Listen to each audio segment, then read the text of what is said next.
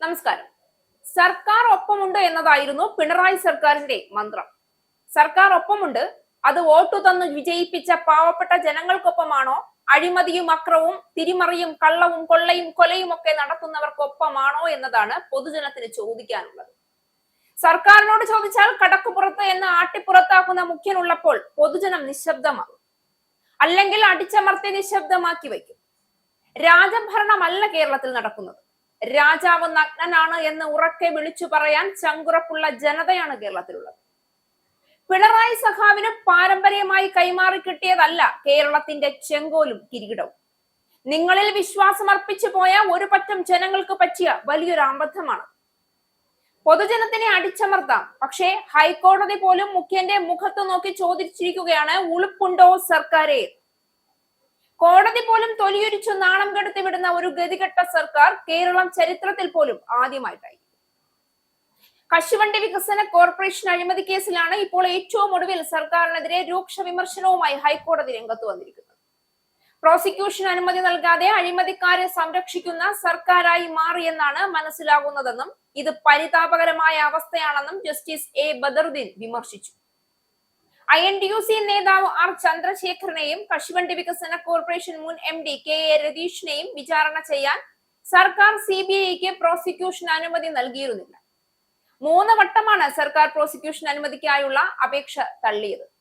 ഈ സാഹചര്യത്തിൽ വ്യവസായ വകുപ്പ് പ്രിൻസിപ്പൽ സെക്രട്ടറിക്കെതിരെ കോടതിയലക്ഷ്യ നടപടി തുടരണമെന്നാവശ്യപ്പെട്ട് ഹർജിക്കാരനായ കടകംപള്ളി മനോജ് നൽകിയ അപേക്ഷ പരിഗണിക്കുമ്പോഴായിരുന്നു കോടതിയുടെ വിമർശനം. കോടതി അലക്ഷ്യപരമായ നിലപാടാണ് സർക്കാർ നടത്തുന്നതെന്ന് കോടതി അഭിപ്രായപ്പെട്ടു. സർക്കാർ അഴിമതിക്കാർക്കൊപ്പം നീങ്ങുകയാണ്. എന്തിനാണ് വ്യക്തികളെ സംരക്ഷിക്കാൻ ശ്രമിക്കുന്നത്?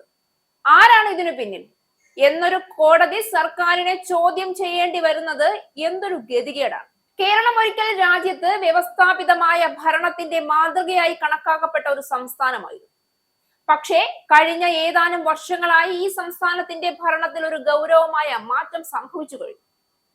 കൃത്യമായി പറഞ്ഞാൽ 2016 പിണറായി വിജയൻ നേതൃത്വം നൽകിയ സർക്കാർ അധികാരത്തിൽ വന്നതിനു ശേഷം കേരളം നേരിട്ടത് അഴിമതിയുടെ പരമ്പരകളും രാഷ്ട്രീയ അക്രമത്തിന്റെ അലർച്ചയും ഭരണ നിരീക്ഷണത്തിൽ കോടതികളുടെ ശക്തമായ ഇടപെടലുമായിരുന്നു. ഒരു ജനാധിപത്യ സംവിധാനത്തിന്റെ ആരോഗ്യത്തിന് തന്നെ വെല്ലുവിളിയാകുന്ന ഈ സംഭവ ശൃംഖല ഭരണഘടനാപരമായ മൂല്യങ്ങളെ തന്നെ ചോദ്യം ചെയ്യുന്നതായി മാറി. പിണറായി സർക്കാരിന്റെ ആദ്യകാലം മുതൽ സംശയാസ്പദമായ ഇടപാടുകളും പദ്ധതികളുമായി ബന്ധപ്പെട്ട വിവാദങ്ങൾ അവസാനിച്ചിട്ടില്ല. സ്വർണ്ണക്കടത്ത് കേസ്, സ്പ്രിംഗ്ലർ കരാർ, ലൈഫ് മിഷൻ, കിഫ്ബി ഫിനാൻഷ്യൽ ക്രമക്കേടുകൾ, CMRF ഫണ്ട് വിനിയോഗം, സ്മാർട്ട് മീറ്റർ വിവാദം, ശബരിമല സ്വർണ്ണക്കടത്ത് എല്ലാം ചേർന്നപ്പോൾ ഒരു കാര്യമാണ് ജനങ്ങൾക്ക് വ്യക്തമായത്. ഇങ്ങനെയുള്ള കേസ് ഓരോന്നിലും ഉയർന്നു വരുമ്പോൾ സർക്കാർ വിശദീകരണങ്ങളിൽ വ്യക്തതയില്ല. അന്വേഷണ ഏജൻസികൾക്ക് രാഷ്ട്രീയ സമ്മർദ്ദം, ആരോപണങ്ങൾക്കു പിന്നാലെ സർക്കാരിന്റെ പ്രതിരോധ നിലപാട്, പ്രത്യക്ഷമായി ഉത്തരവാദിത്വം പോലും ഏറ്റെടുക്കാൻ തയ്യാറല്ല എന്ന രീതി, ഇതൊക്കെയാണ് ഈ സർക്കാരിന്റെ രീതി. കേരളത്തിൽ രാഷ്ട്രീയ അക്രമം പുതിയതല്ല എങ്കിലും പിണറായി സർക്കാരിന്റെ കാലത്ത് അതിനുണ്ടായ വളർച്ച ആശങ്കാജനകമാണ്. പാർട്ടികൾ തമ്മിലുള്ള ഏറ്റുമുട്ടലുകൾ, കൊലപാതകങ്ങൾ, കത്തിക്കുത്തുകൾ, ആക്രമണം എല്ലാം ചേർന്നൊരു തീവ്രവാദ കാലഘട്ടത്തിലേക്ക് സംസ്ഥാനത്തെ തള്ളിയിരിക്കുകയാണ് എന്നാണ് വിമർശകർ. എന്നാൽ അതേസമയം അക്രമത്തിന്റെ ഭൂരിഭാഗവും പ്രതികളെ പോലും പാർട്ടി സംരക്ഷിക്കുന്നു. കേസെടുക്കലിലും നടപടിയിലും രാഷ്ട്രീയ ഇടപെടലുകൾ നടത്തും. നിയമത്തെ പോലും പാർട്ടി താല്പര്യങ്ങൾക്കനുസരിച്ച് വളച്ചൊടിക്കുന്നു. ഇതൊക്കെയാണ് ഇവിടെ ഈ കേരളത്തിൽ നടന്നുകൊണ്ടിരിക്കുന്നത്. ഏതു രാജ്യത്തിന്റെയും 3ാം ഘടകം നീതിന്യായ വ്യവസ്ഥയാണ്. ഇത് ഭരണകൂടത്തിന്റെ പിഴവുകൾ തിരുത്താനുള്ള ഏക വഴി കൂടിയാണ്. പക്ഷേ കേരളത്തിന്റെ കാര്യത്തിൽ കഴിഞ്ഞ വർഷങ്ങളിൽ കോടതികളുടെ ഇടപെടൽ അസാധാരണമായി വർദ്ധിച്ചതാണ് ശ്രദ്ധേയം. PSC റാങ്ക് ഹോൾഡർമാരുടെ പോരാട്ടം മുതൽ നിയമന ക്രമക്കേടുകൾ വരെ ഭരണപരമായ പിഴവുകൾ, വിദ്യാഭ്യാസ മേഖലയിലുണ്ടായ അപക്വമായ തീരുമാനങ്ങളുടെ പ്രത്യാഘാതങ്ങൾ, പദ്ധതികളുടെ ക്രമക്കേടുകൾ, സർക്കാർ ഉത്തരവുകളുടെ നിയമവിധേയത്വം എല്ലാം കോടതിയിൽ വെല്ലുവിളിക്കപ്പെട്ടതും പലതും റദ്ദാക്കപ്പെട്ടതുമാണ്. കോടതികൾ നിരന്തരം മുന്നോട്ട് വന്ന് ഇടപെടേണ്ടി വരുന്നത് ഉത്തരവാദിത്വമില്ലാത്ത ഭരണത്തിന്റെ പ്രതീകമായി പൊതുജനങ്ങൾ വിലയിരുത്തുന്നു. ഏതു ഭരണത്തിലും പിഴവുകൾ ഉണ്ടാകും.